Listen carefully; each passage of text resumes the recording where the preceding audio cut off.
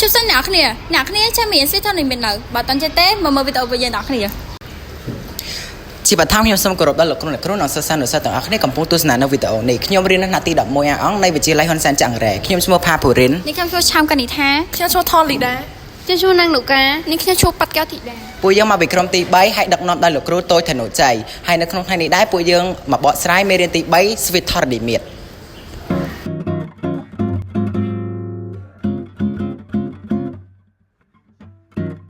ដោយមិនដេញដែលហៅថា Sweater នេះមានចឹង Sweater នេះមានគឺជា Sweat នៃចំនួនពិតដែលតួនីមួយក្រៅពីតួទី1ស្មើនឹងតួមុនបន្ទាប់ក៏នឹងចំនួនថេគុយតែចំនួនថេគុយរបស់យើងហៅថាផលធៀបរួមហើយតែបានថា Sweat នេះគឺជា Sweater នេះមាន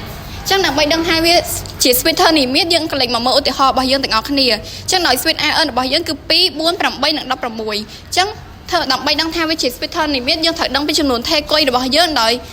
គុយរបស់យើងស្មើនឹងអុយ2លើអុយ1អុយ3លើអុយ2រហូតដល់អុយ n បូក1លើអុយ n អញ្ចឹងដល់អុយ2របស់យើងស្មើ4ហើយអុយ1ស្មើ2អញ្ចឹងបើយើងយក4ចែក2គឺវាឃើញ2បើយើងយក8ចែក4ក៏វាឃើញនឹង2បើយើងយក16ចែក8ក៏វាឃើញនឹង2អញ្ចឹងដល់ចំនួនថេគុយរបស់យើងគឺវាស្មើ2អញ្ចឹងបើយើងត្រូវយកគុណ2រហូតអញ្ចឹងយើងអាចសន្មតបានថា Sweat នេះគឺជា Sweater និមិត្ត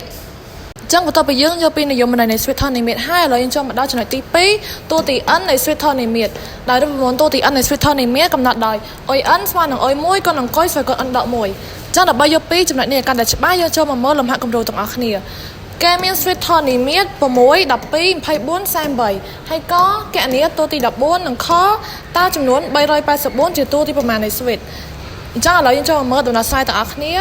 ក៏កណនាតួទី14ដែលគេឲ្យមកចំនួន4តួហើយគេឲ្យយើងរកតួទី14អញ្ចឹងដើម្បីរកតួទី14យើងត្រូវរកវាតាមរូបមន្តតួទី n អុយ n ស្មើនឹងអុយ1ក៏នឹងកុយស្មើនឹង n ដក1ហើយដោយអុយ1យើងស្មើ6ដែលគេឲ្យមកតែកុយយើងអត់មានទេយើងអាចរកកុយបានដោយយកតួទី2ចែកនឹងតួទី1ស្មើនឹង12ចែកនឹង6ស្មើនឹង2អញ្ចឹងបន្ទាប់ពីយើងមានអុយ1ហើយនឹងកុយហើយយើងអាចឆ្នោះវាចូលរូបមន្តយើងបានហើយដល់យើងរកតួទី14អញ្ចឹងយើងឆ្នោះលេខ14ចូលកន្លែង n អញ្ចឹងអុយ14ស្មើនឹង6គុណនឹង2ស្មើគុណ13ដោយ13នេះបានមកពី n ដក1ដោយ n យើងស្មើ14 14ដក1ស្មើនឹង13អញ្ចឹង6គុណនឹង2ស្មើគុណ13ស្មើនឹង44152ដូចនេះតួទី14យើងស្មើនឹង44152ឥឡូវយើងមកមើលដំណោះស្រាយទី2ម្ដងខកំណត់ទីតាំងតួនៃចំនួន384តាមរូបមន្តអុយ n ស្មើនឹងអុយ1គុណនឹងកុយសកុណដក n ដក1ដដែលតាំងអុយ n ស្មើនឹង384អញ្ចឹងយើងទាញបាន384ស្មើនឹង6ដែល6នេះជាអុយ1គុណនឹង2សកុណ n ដក1ដែល2នេះជាកុយអញ្ចឹងយើងទាញបាន2សកុណ n ដក1ស្មើនឹង384ចែកនឹង6ដោយ2សកុណ n ដក1ស្មើនឹង64តែ64នេះយើងត្រូវទាញឲ្យបានកូពីដូចទាំងអង្គខាងនេះដែរអញ្ចឹង64យើងត្រូវចែកកតាបឋមអញ្ចឹងអ្នកខ្ញុំមកមើលទាំងអស់គ្នា64ចែកនឹង2អញ្ចឹង61ចែកនឹង2វាបាន32 32ចែកនឹង2វាបាននឹង16 16ចែកនឹង2វាបាន8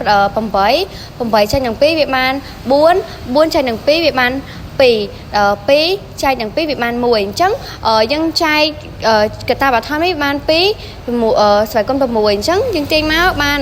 2សកុណ n ដក1ស្មើនឹង2សកុណ6អញ្ចឹងយើងទាញរក n បានហើយ n ដក1ស្មើនឹង6អញ្ចឹងនាំឲ្យ n ស្មើនឹង6បោះដក1មកបូក1អញ្ចឹង n ស្មើ7ដូចនេះចំនួន384ស្ថិតនៅតួទី7នៃ Sweater និមិត្តអញ្ចឹងបន្ទាប់ពីយើងមើលចំណុចទី2រួចមកហើយនោះឥឡូវយើងចូលមកដល់ចំណុចទី3ដែលចំណុចទី3នេះគឺគេនិយាយអំពីផលគុណតួស្មើចម្ងាយពីតួចុងជាទូទៅផលគុណតួស្មើចម្ងាយពីតួចុងស្មើនឹងផលគុណតួចុង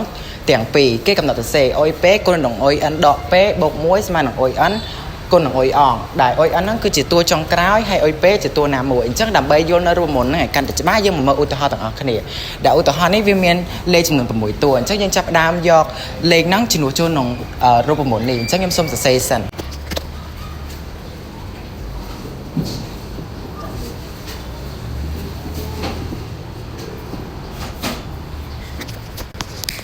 អ ចឹងយើងឲ្យ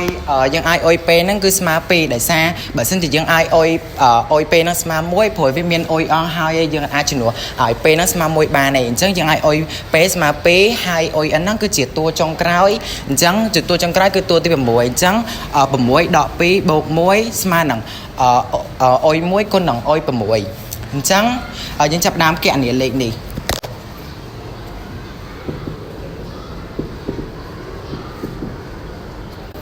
អញ្ចឹងដល់កន្លែងនេះយើងត្រូវការចំនួនលេខ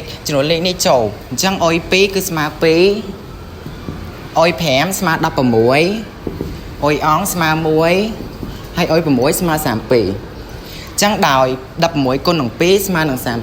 32ហើយ1គុណនឹង32គឺស្មើ32ដែរអញ្ចឹងយើងបាន32ស្មើ32ប៉ាត់អញ្ចឹងយើងអាចទាញបានថាគេកំណត់សរសេរអុយពេគុណនឹងអុយអិនដកពេបូក1ស្មើនឹងអុយអងគុណនឹងអុយអិនប៉ាត់នៅក្នុងចំណុចទី3នោះដែរក្នុងនោះក៏មានករណីពិសេសមួយដែលគេនិយាយថា3ចំនួនតគ្នា A B និង C ជាស្វេតធនមាត្រដែលតាមសាច់មកមូ B លើ A C លើ B ស្មើគុយដែលយើងទាញ B បានឬ A គុណនឹង C ដែល B ស្មើឬ A គុណនឹង C នោះហៅថាមធ្យមធនមាត្រនៃ A និង C ឥឡូវយើងកន្លែងមកមើលលំហាត់គំរូដែលតកតនឹងករណីពិសេសនោះដែលគេសួរថាតើគេត្រូវបន្ថែមប្រមាណតួទៅលើចំនួន2ដល់22ដើម្បីឲ្យ3ចំនួនតគ្នាហ្នឹងគឺជាស្វេតធនមាត្រឥឡូវយើងមកមើលដាក់ដំណោះស្រាយទាំងអស់គ្នាជាដំបូងយើងត្រូវតាំង x ជាចំនួនដែលយើងត្រូវបន្ថែមទៅលើចំនួន2ដល់នឹង22ពាក្យថាបន្ថែមចាំមានន័យថាបូកអញ្ចឹងគេបាន2បូកឲ្យ x 10បូកឲ្យ x 22បូកឲ្យ x ដោយអាចនិយាយបានថានេះជាតួ a តួ b ហើយនិងតួ c តាមករណីពិសេសគេថា a គុណនឹង b a b និង c ជាស្វេតធនមាត្រកាលណាដែល a គុណនឹង c ស្មើ b ការ៉េអញ្ចឹងគេបាន2បូកឲ្យ x គេថាឲ្យ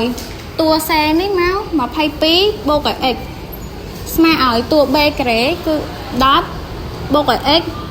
លើកជាការ៉េអញ្ចឹងដល់ឥឡូវនេះយើងគុណពលិតវាមកអញ្ចឹង2គុណនឹង22វាបាន44បូកឲ្យ2គុណនឹង x យើងបាន 2x បូកឲ្យ x គុណនឹង22យើងបាន 22x បូកឲ្យ x គុណនឹង x យើងបាន x ការ៉េដល់ឥឡូវនេះយើងចូលរូបមន្ត a បូក b លើកជាការ៉េឲ្យស្មើ a ការ៉េបូក 2ab បូកឲ្យ b ការ៉េអញ្ចឹងយើងបានពលិតមកយើងបាន10ការ៉េបូកឲ្យ2គុណនឹង10គុណឲ្យ x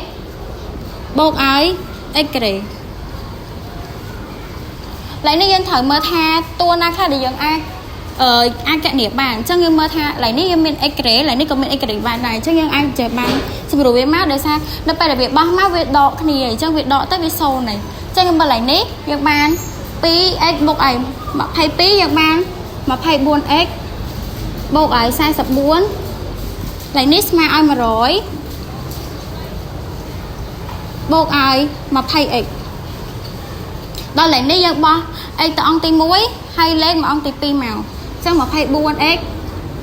ដល់ឲ្យ 20x យើងបោះទៅ20បូក 20x យើងបោះទៅដក 20x ឡើយនេះយើងបោះ44មកវាដក44 24x ដកឲ្យ 20x យើងបាន 4x ស្មើឲ្យ100ដកឲ្យ44ស្មើឲ្យ56អញ្ចឹងយើងដកមកយើងទាញរក x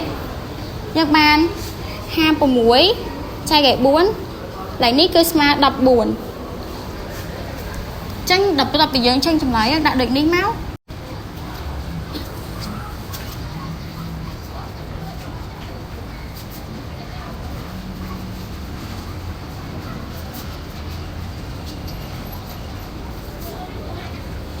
ចឹងដូចនេះយើងអាចទាញបានថាចំនួនដែលត្